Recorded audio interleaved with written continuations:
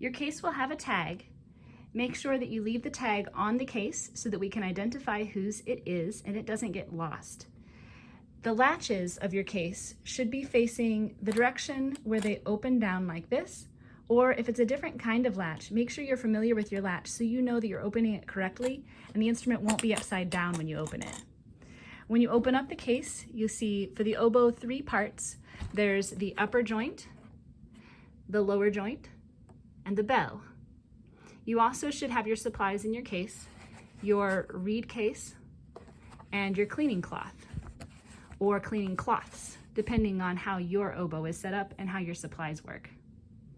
You don't want to keep your water inside your case unless it fits nicely, if you have a slim water jar and one that can be closed completely. Otherwise, keep that in your band locker or in a small bag that you can carry along with your instrument and supplies. The supplies that you need for oboe are cork grease, a cleaning cloth, a reed case, which might look like this, or like this. And some container to hold water in so you can soak your reeds. You always want to have at least 2 good reeds so that you always have one in case one of them breaks. To take good care of your reeds, the first thing you do when you buy a reed is to take it out of its little plastic tube and put it in water for about 2 minutes. You want to set it so that the wooden part is submerged completely, but not the cork. After 2 minutes, take the reed out of the water and you're going to use your fingertips to gently push the end together for about 30 seconds. Then your reed should be ready to start. To start making a sound on your reed, you want to place the tip of the reed on your bottom lip, rolled in. Then close your top lip over it, also rolled in. And then you will blow to make the peep. It's okay if some water comes out the end, especially if you just soaked it.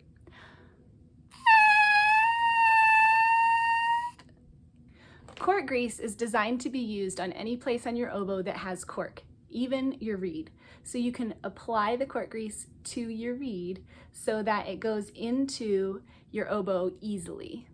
The same thing goes for other parts of your oboe that have cork. You apply the cork grease to those parts so that it's easy to put the instrument together and take it apart so that we're not putting too much pressure on the keys and bending them. Some oboe players have 2 cleaning swabs, one for the upper joint and one for the lower joint. This cleaning swab is meant to do both. They have a small end and a string followed by the cloth. And when you use this, it clears out the moisture that's inside the instrument from when you were playing to protect the pads. It should be done after you play every time. So after you play at school, at the end of class, you're going to swab your oboe every day. And the same thing for when you're playing at home. After a practice session at home, swab your oboe. Some people also like to use a feather. I'm going to let your oboe section teacher talk to you about how to use a feather to absorb the water as well. It's very important when you assemble your oboe to make sure that you don't bend any of the keys.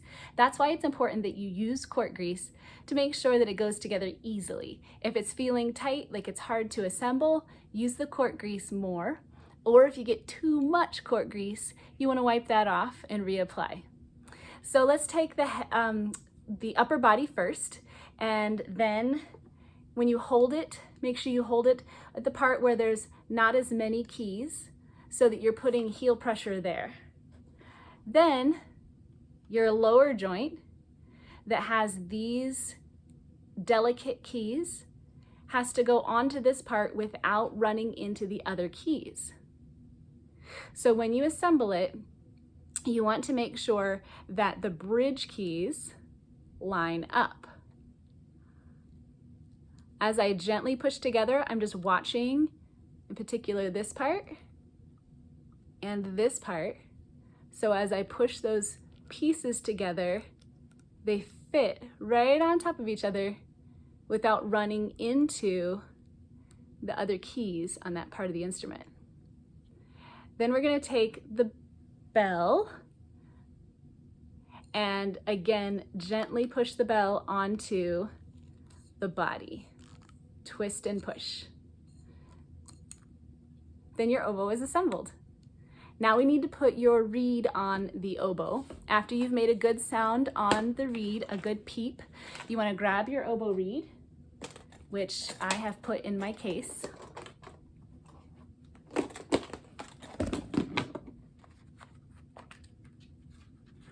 This oboe reed case looks like this. Gently pull it out. Or if you have one of these reed cases, notice that when you put it together, you've got to be very careful not to get the wooden part chipped on the entryway. When you take it out, also make sure you don't bump into the plastic piece of the case.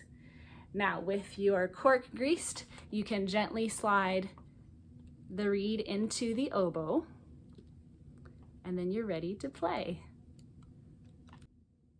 Let's put our fingers on the oboe. So let's start with your left hand. The left hand is always closest to your face on the top part of the oboe. Your thumb is going to go behind the oboe underneath this key.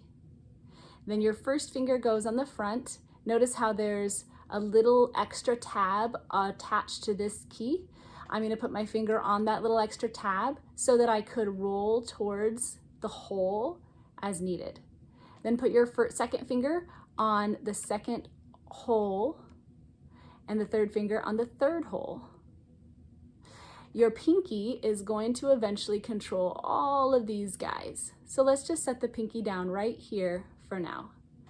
On the lower joint of the instrument, your thumb goes on the back underneath this little shelf. Then put your first finger on the first key, second finger on the second key, and third finger on the third key. Notice that there's some things in between the keys that we showed you. This finger here, and this finger here. Your pinky is going to rest on top of that third little key on the bottom.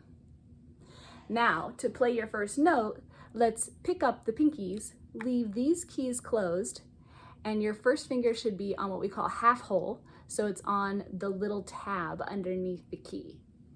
When you sit up straight, you want to be on the edge of your chair, shoulders down, chest high, and then approach the reed like we talked about before with the bottom of the reed on your bottom lip and your lips rolled in. Take a deep breath and blow.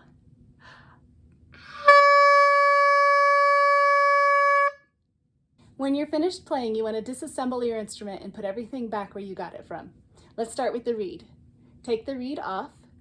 You'll want the reed to air dry, so you can set it down on your music stand or set it gently somewhere in your case so that it can get some air before you put it away. That'll prevent it from molding. Then you have the bell. Let's hold on to the big part here where there's not as many keys and twist and pull until the bell comes loose. Then put the bell inside the case. It's going to fit like a glove. Make sure that it fits in well. Then you have your upper joint and your lower joint to take apart. Remember we talked about these keys right in the middle? It's very important when you disassemble the oboe that you also watch out for those keys. So let's hold the oboe at the end and the end, and we're going to watch the keys very carefully as we twist back and forth, very small motions, and pull. And then it came apart without any damage to those delicate keys. When you put the instrument back in its case, it also fits like a glove. For me, sometimes it takes a little while to figure out how the oboe goes back in the case. Just take your time and make sure that it's fitting well. If you have any questions about it, you can always ask your band director. Make sure you always remember your reed and put it back in its carrying case. Remember, you want to have 2 good reeds at all times, and then you want to swab your instrument. So to swab your instrument, you're going to simply send the end of the swab down through the joints of the instrument. When it comes out the other end, then you pull through.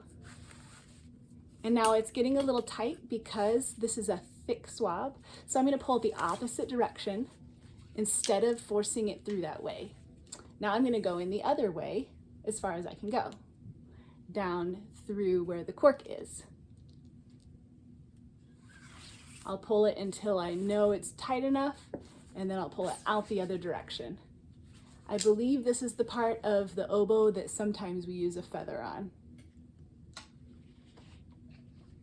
The bigger part is a little easier to send your swab through. Be very careful with the keys as you set the weight in. Guide it through the part of the oboe and pull. This one I can go all the way through. Same thing with the bell. Now, if you have a polishing cloth, you can also take that polishing cloth and polish all the parts where your fingers touched on your oboe to keep it nice and clean and free of fingerprints. Now, you should always have a pencil in band class as well, and when you're rehearsing, your pencil can go in your case only if it has enough room not to touch the oboe and it won't jostle around in there. A couple more things to know about oboe is that you've got to make sure you never submerge it in water. It has pads that can swell up and will be damaged if it's exposed to submersion in water. Also, make sure you don't leave it in the rain or in a hot car in the summertime in very extreme temperatures. Don't leave it in a very cold car either, because an oboe is very delicate and can react to the temperature.